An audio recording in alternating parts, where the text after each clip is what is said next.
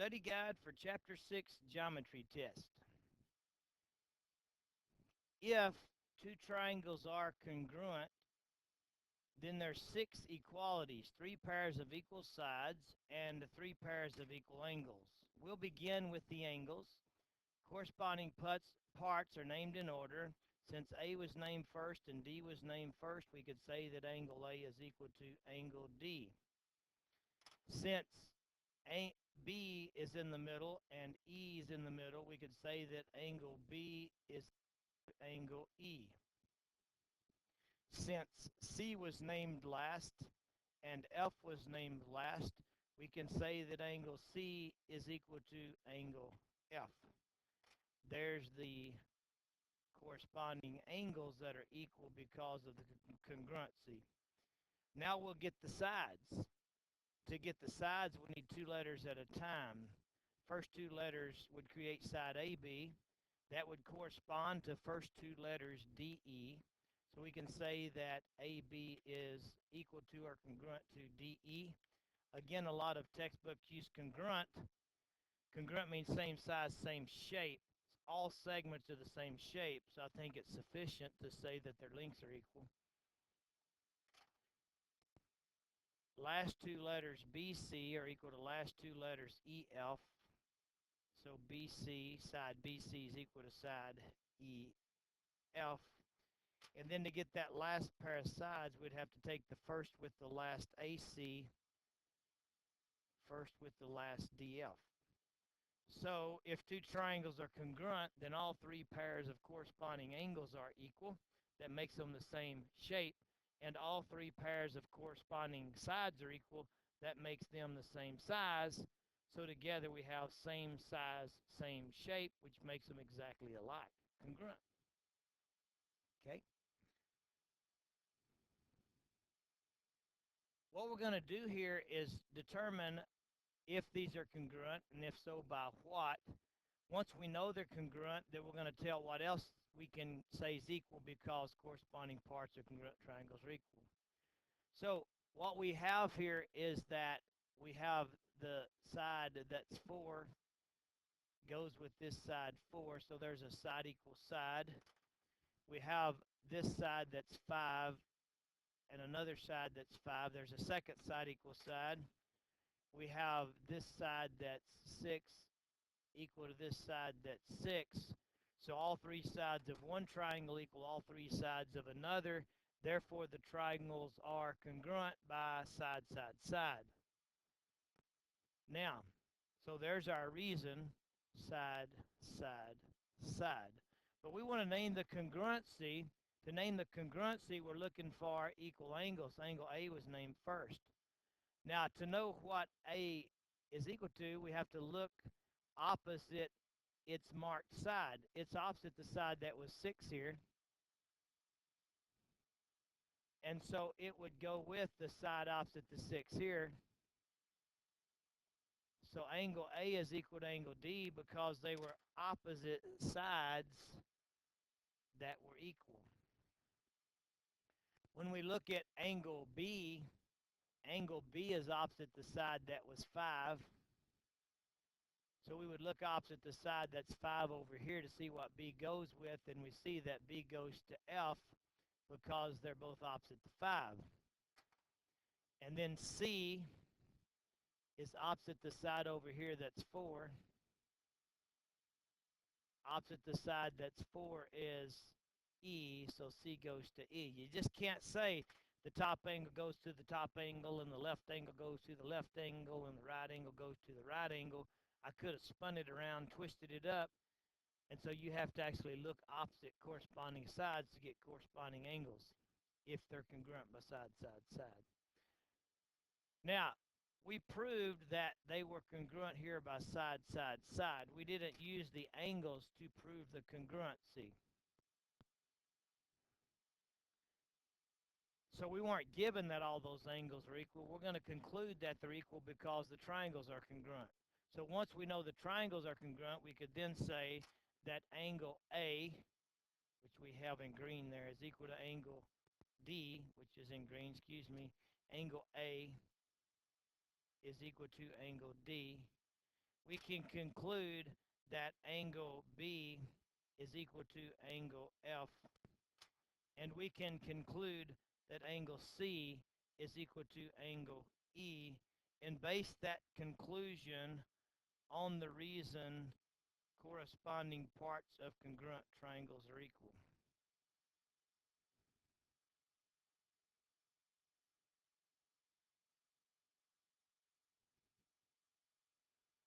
Or as some texts might shortcut it, CPCT, corresponding parts of congruent triangles. Okay.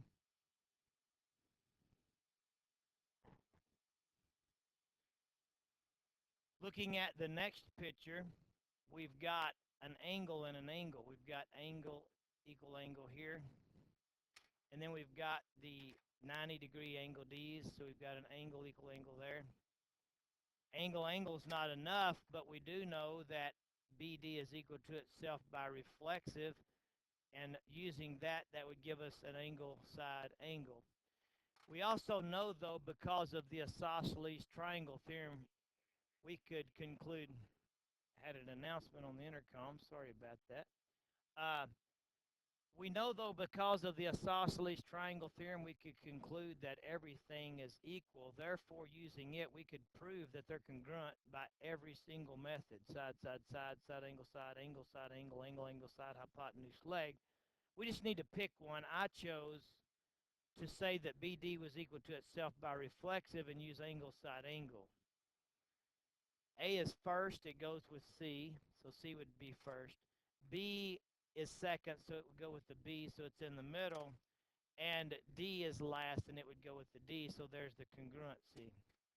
Now, based on what I used to prove it, you may have used one of those other methods. Based on angle, side, angle, then once we know they're congruent, we then could say that angle A was equal to angle C. That side AB was equal to side CB,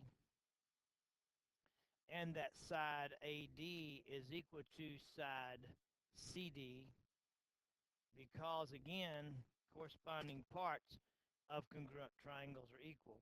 Once we prove they're congruent using three things, we then automatically can conclude that the other three things are equal, because corresponding parts of congruent triangles are equal.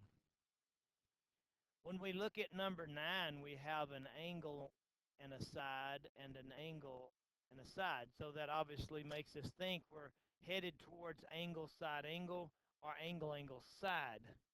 So we think, what additional information do we know? Well, in the diagram, we know that vertical angles are equal. That's going to give us another angle here and another angle there, which gives us angle, side, angle on both. Two angles in the included side of one triangle equal two angles in the included side of another. So we say that they are congruent by angle, side, angle. To name the congruency, A was equal to C, so A's in the middle. The B's were equal because they were vertical, and so B goes last. By default, then, D is equal to E, and so E would go first. So triangle DCB is congruent to triangle EAB, named correctly. We used two angles and a side to prove that, so there's got to be another angle. We now can conclude that angle D is equal to angle E. We can conclude that angle D is equal to angle E because corresponding parts of congruent triangles are equal. We can conclude that side DC, the top of the one triangle, is equal to EA, that corresponding side in the other one. And then we can conclude that DB,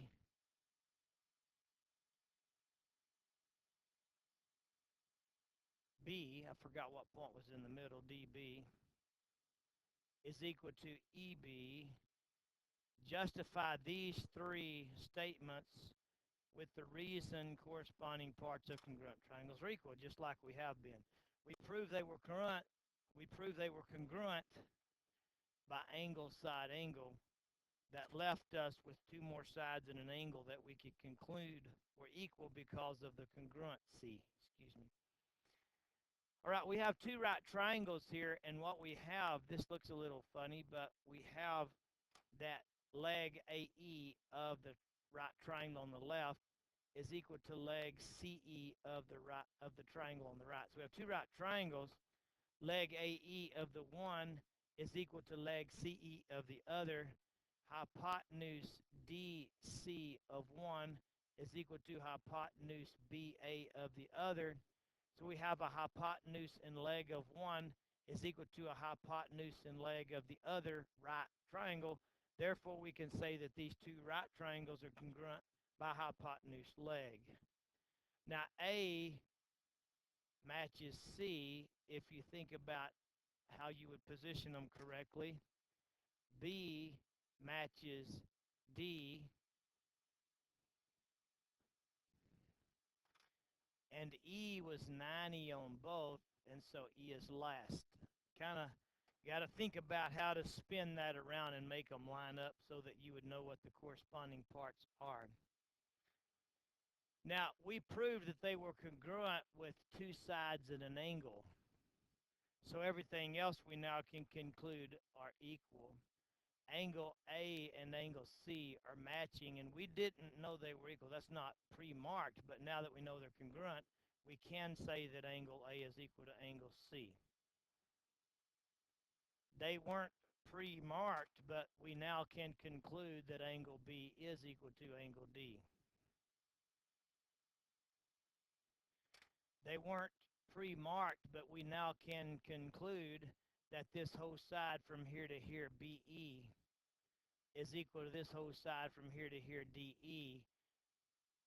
BE equal DE. And we can justify again all of these statements with this reason corresponding parts of congruent triangles are equal. Any questions on that section of material? Okay.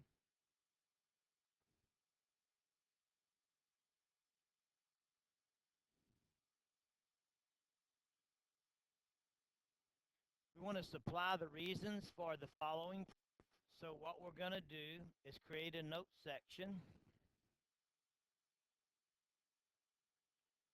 We're going to take what we're given, mark it in the diagram, write statements and reasons derived from the markings in the note section. It says AC and BE bisect each other. The bisector of a segment is a line, segment, rear plane that intersects a segment at its midpoint. What we get out of that is two equal segments. So what we get out of AC being bisected is that AD is equal to CD, and we're going to write that down here. AC is equal to, AD is equal to CD. Reason, definition of the bisector of a segment.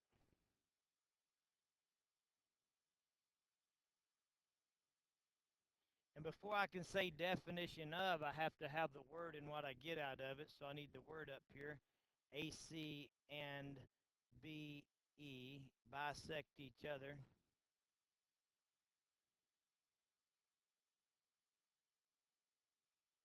Reason given.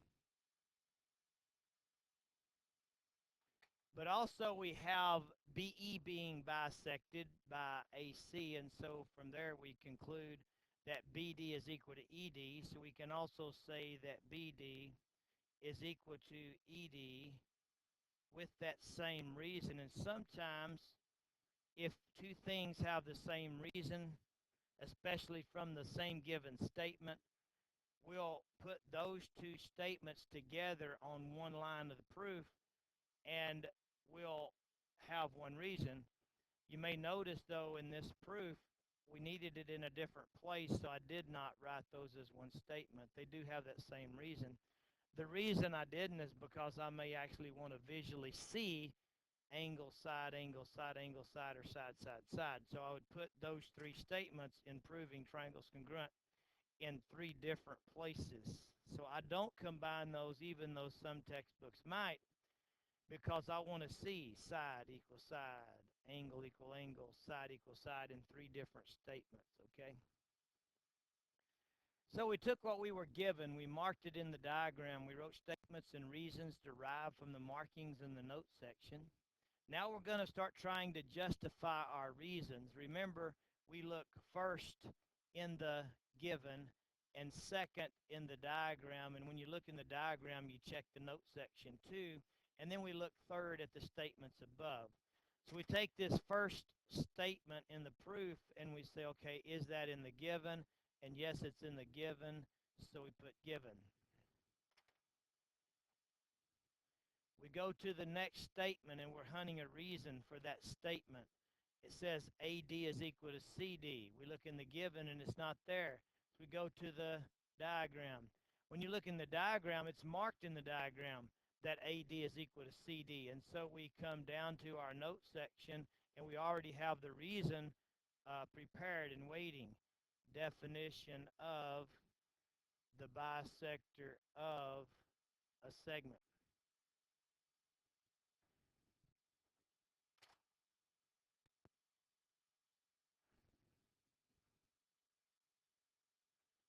And so we go to the next needed statement, or the next statement, excuse me, angle ADB is equal to angle CDB. We look in the given and it's not there. So we go to the diagram and it's this one and that one. And we can see in the diagram that those are vertical angles. And so our reason, vertical angles are equal. You can see again why we look at the given first and the diagram second as we're looking for reasons in a proof. I'm going to put my marks back. We had one mark here and one mark there, and we had 2 marks and 2 marks. Okay. We go to the third, or the next reason, the next statement. Wow. We'll go to the next statement. BD equal EB. It's not there. We go to the diagram. It's marked. Therefore, it must be in the note section, which it is. Definition of the bisector of a segment.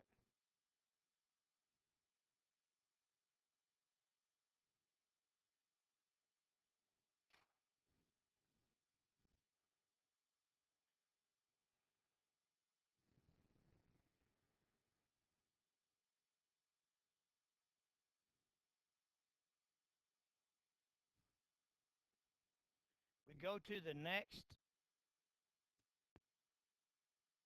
statement. They're congruent. We know our choices are side, side, angle, side, angle, side, angle, angle, side, hypotenuse, leg. It's got to be one of those. Well, let's look at what we've got. So far from the given, we marked angle and angle, a side and side. So we've got 2 sides. So it's either side, side, side, or it's side, angle, side. It could be hypotenuse, leg if it's a right triangle, but it's not a right triangle. So those are out. It's either side, side, side, or side, angle, side. Well, let's look at the statements above. In the statements above, we have a side equals side and a side equals side, but then we also have that angle equal angle. What we have is in the order side, angle, side. But let's go to the picture and make sure that's right. Angle ABD is this one, and angle EDC is this one. Those were vertical, and you can see that these are in the order angle.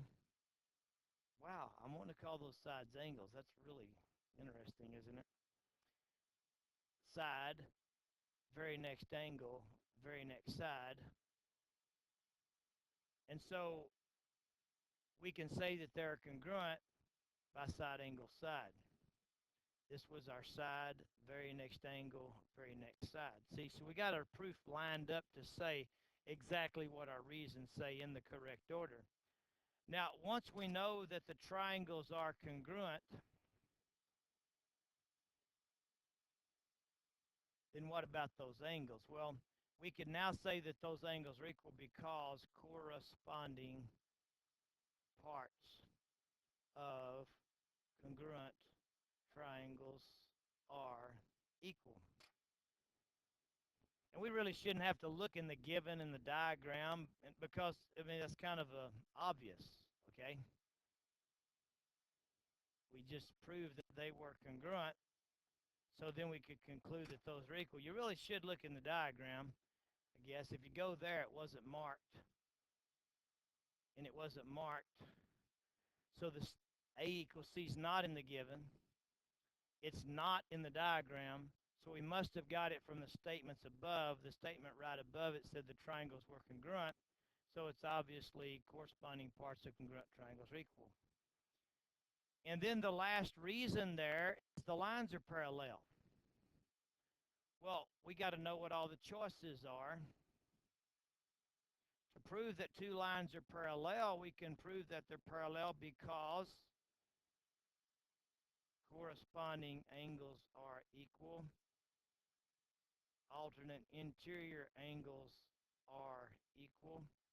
Same side interior angles are supplementary. A transversal is perpendicular to both. Opposite sides of a parallelogram are equal. And so we're thinking all of those things. It's obviously not in the given. We do not put prove. Don't put prove down there. We need a mathematical rule to prove it by. One of these things down here, okay? So, it's not in the given, it's not in the diagram. We go to the statements above. It says angle A is equal angle C. Well, let's look at angle A and C. I'm going to move all this out of the way. What kind of angles A and C? It just said they were equal. A and C are equal because they're corresponding parts of congruent triangles. They make the letter Z. Therefore, we can conclude that the lines are parallel because alternate interior angles are equal.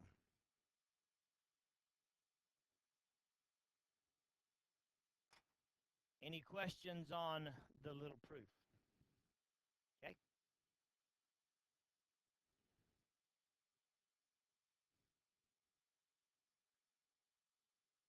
And that was the end of the Chapter 6 study guide. I do have a study guide for the first semester exam. I'm not going to record this. I think it's important that the students go in and dig through the chapter, watch the videos that are there, watch chapter review videos and all of that. At some point in the career of a student, they just need to do some cumulative study.